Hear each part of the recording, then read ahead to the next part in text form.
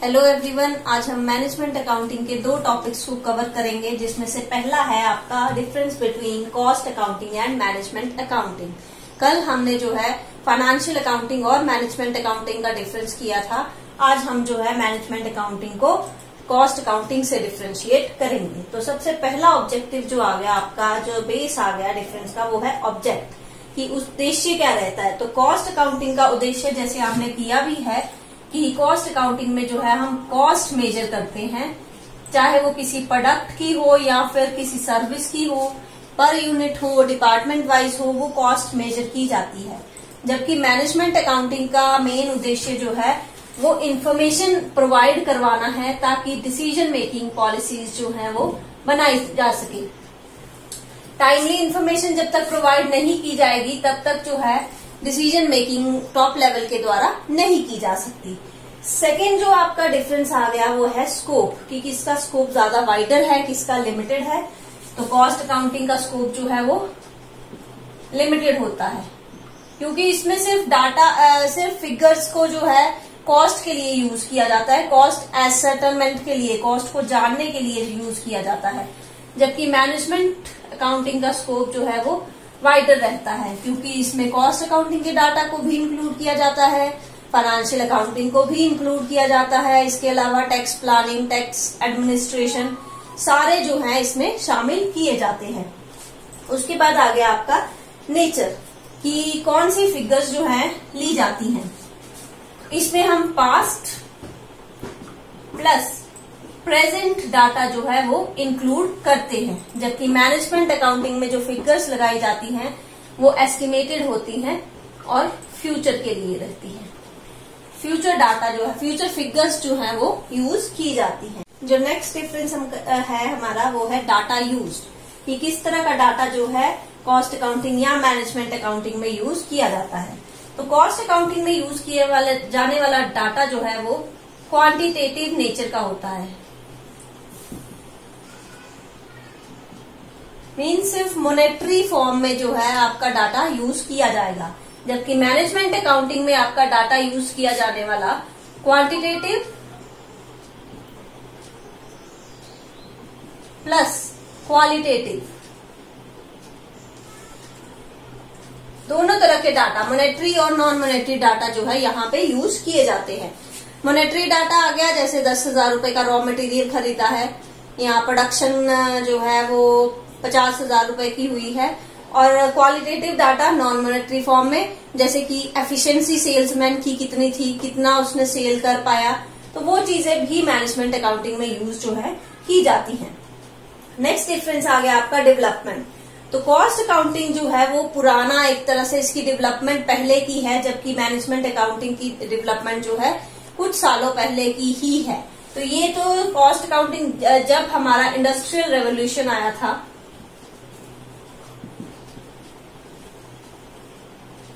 तब का cost accounting जो है स्टार्ट, इसकी जो प्रिंसिपल्स है वो स्टार्ट किए जाने लगे। लेकिन जो मैनेजमेंट अकाउंटिंग है ये कुछ सालों पहले ही स्टार्ट हुआ है, तो ये न्यू कॉन्सेप्ट जो है माना जाता है। उसके बाद नेक्स्ट डिफरेंस आ गया प्रिंसिपल फॉलोड। तो कॉस्ट अकाउंटिंग में जो है वो प्रिंसिपल्स को फॉलो किया जाता है, कुछ रूल्स और रेगुलेशंस हैं इसमें।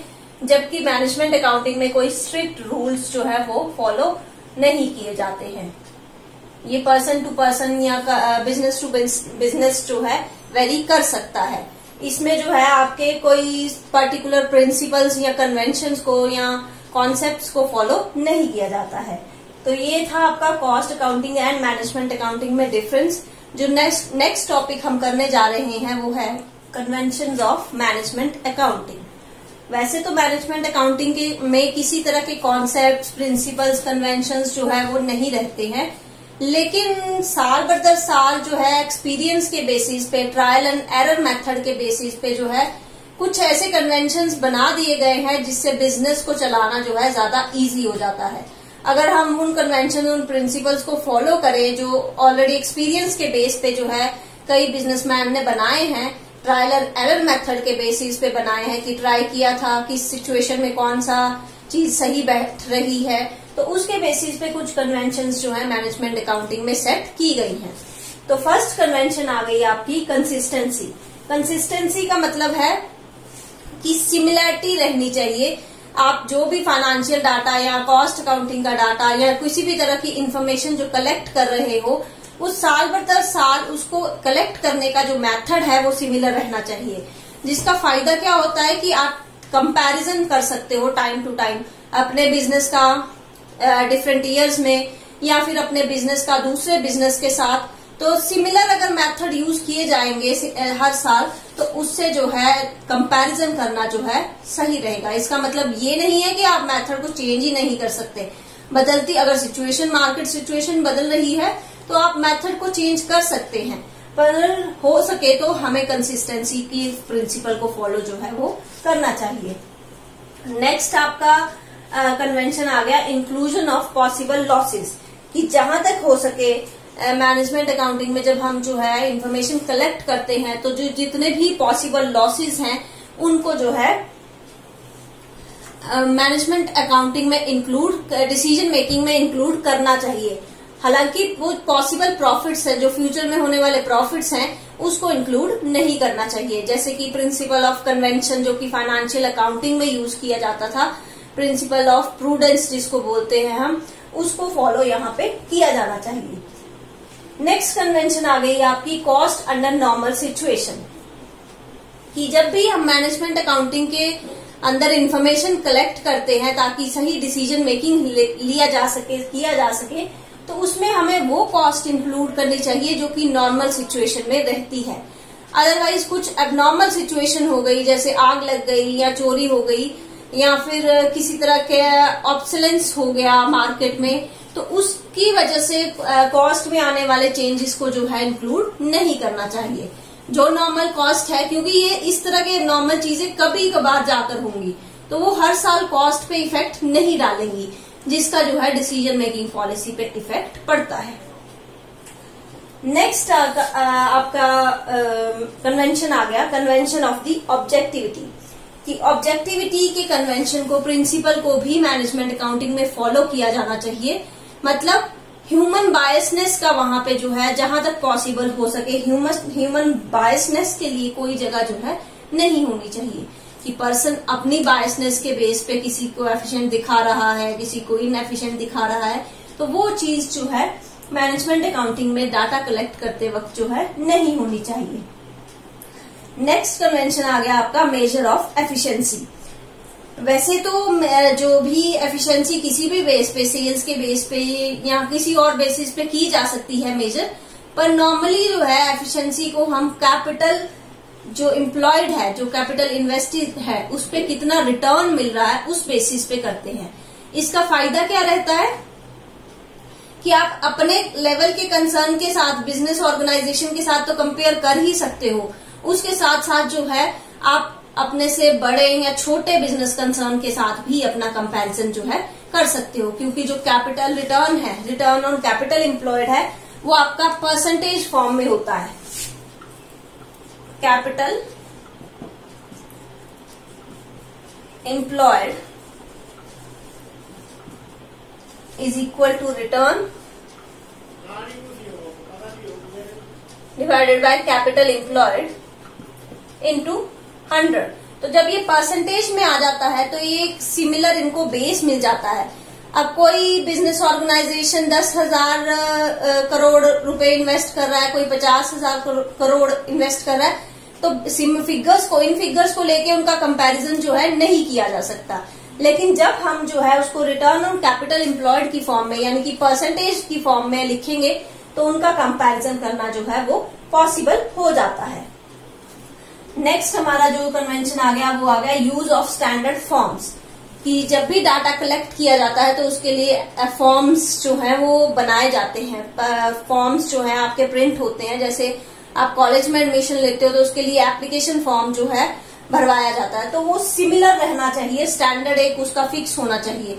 अदरवाइज जब आपसे इन्फॉर्मेशन मांगी जाती है, आपकी डिटेल्स मांगी जाती हैं, कोई पहले नाम लिख देगा, कोई रोल नंबर बाद में लिख देगा, कोई फादर्स नेम पहले लिख देगा, तो इस तरह से सिमिलैरिटी नहीं होगी आपके फॉर्म्स में। इसी वजह से कॉलेज की तरफ से आपको जो है एक स्टैंडर्ड फॉर्म दिए जाते हैं। यही टेक्निक जो है हम यहाँ पे भी यूज करते हैं कि एक सिमिलैरिटी फॉर्म एक प्रिंट होता है जब भी किसी से इन्फॉर्मेशन मांगनी है उसी सीक्वेंस में जो है वो इन्फॉर्मेशन हमें जो है कलेक्ट हो जाती है। उसके बाद आ गया आपका differentiate between controllable and uncontrollable cost, कि मैनेजमेंट अकाउंटिंग में हमें जो है कंट्रोलेबल ऐसी कॉस्ट जिसको कंट्रोल किया जा सकता है मैनेजमेंट के द्वारा, और अनकंट्रोलेबल कॉस्ट जिसको मैनेजमेंट के द्वारा जो है कंट्रोल नहीं किया जा सकता, जैसे रॉ मटेरियल का प्राइस बढ़ जाना, तो वो हमारे टॉप लेवल मैनेजमेंट या किसी बिजनेस ऑर्गेनाइजेशन के डिपार्टमेंट की पहुंच से बाहर है, उस पे उसका इफेक्ट नहीं कर सकते। तो इन दोनों को जो है बांटना जरूरी हो जाता है। क्यों? क्योंकि जो कंट्रोलेबल कॉस्ट है वो अगर इंक्रीज कर रही है तो मैनेजमेंट उसके रिगार्डिंग जो है किसकी अकाउंटेबिलिटी है, कौन रिस्पॉन्सिबल है उस कॉस्ट को बढ़ाने के लिए, उसके खिलाफ एक्शन जो है वो ले सकता है। जबकि अनकंट्रोलेबल कॉस्ट उसके हाथ से, डिपार्टमेंट बिजनेस ऑर्गेनाइजेशन के हाथ से बाहर है, उस पर कंट्रोल नहीं किया जा सकता, तो उस पे टॉप लेवल मैनेजमेंट किसी तरह का एक्शन जो है वो नहीं ले सकता। उसके बाद आ गया आपका next convention, proper utilization of resources, कि जहां तक पॉसिबल हो सके हमें जो है जितने भी कंपनी के रिसोर्सेज हैं उसका प्रॉपर यूटिलाइजेशन, उसके बेस्ट पॉसिबल वे में जो है उसका यूटिलाइजेशन किया जाना चाहिए। अगर बेस्ट यूटिलाइजेशन होगा तो ऑब्वियस है कि डिसीजन मेकिंग प्रोसेस अच्छी होगी, कॉस्ट कम पड़ेगी, मार्केट में ज्यादा गुडविल होगी, प्रोडक्ट ज्यादा बिकेगा, तो कंपनी को जो है प्रॉफिट होगा। और लास्ट आ गया आपका प्रिंसिपल ऑफ रिवैल्यूएशन अकाउंटिंग, कि रिवैल्यूएशन अकाउंटिंग का प्रिंसिपल भी मैनेजमेंट अकाउंटिंग में फॉलो किया जाता है। रिवैल्यूएशन अकाउंटिंग में हम क्या करते हैं कि किसी भी एसेट या किसी भी प्रॉपर्टी की वैल्यू को फिर से जांचते हैं कि आज तो हमने 10,000 की खरीद ली, लेकिन 5 साल बाद मार्केट में उसकी क्या वैल्यू है, क्या इंक्रीज हो रही है, डिक्रीज हो रही है, तो उसको रीवैल्यू करना जरूरी है टाइम टू टाइम। जिसका फायदा क्या होता है कि हमारे पास जो डाटा फिगर्स अवेलेबल होती हैं वो अप टू डेट रहती हैं। अप टू डेट रहने का मतलब कि मार्केट कंडीशन के अकॉर्डिंगली जो है रहती हैं। वैसे तो हम फाइनेंशियल अकाउंटिंग में भी एसेट को रीवैल्यू करते हैं, जिसमें जो है हम एसेट की रीवैल्यूएशन के लिए डेप्रिसिएशन लगाते हैं, ताकि जैसे जैसे उसकी मार्केट में वैल्यू कम हो रही है हम अपने अकाउंट्स में भी उसकी वैल्यू को कम करते रहें। तो इसी तरह रीवैल्यूएशन अकाउंटिंग का प्रिंसिपल जो है मैनेजमेंट अकाउंटिंग में भी जरूरी रहता है, ताकि अप टू डेट पॉलिसीज जो है वो बनाई जा सके। तो ये था आपका कन्वेंशंस ऑफ मैनेजमेंट अकाउंटिंग। आज 2 टॉपिक हमने कवर किए। अगर दोनों में किसी भी पॉइंट में आपको किसी तरह की प्रॉब्लम आ रही है तो आप मुझे कमेंट सेक्शन में लिख दीजिए, मैं उस पॉइंट को फिर से क्लियर कर दूंगी। Thank you.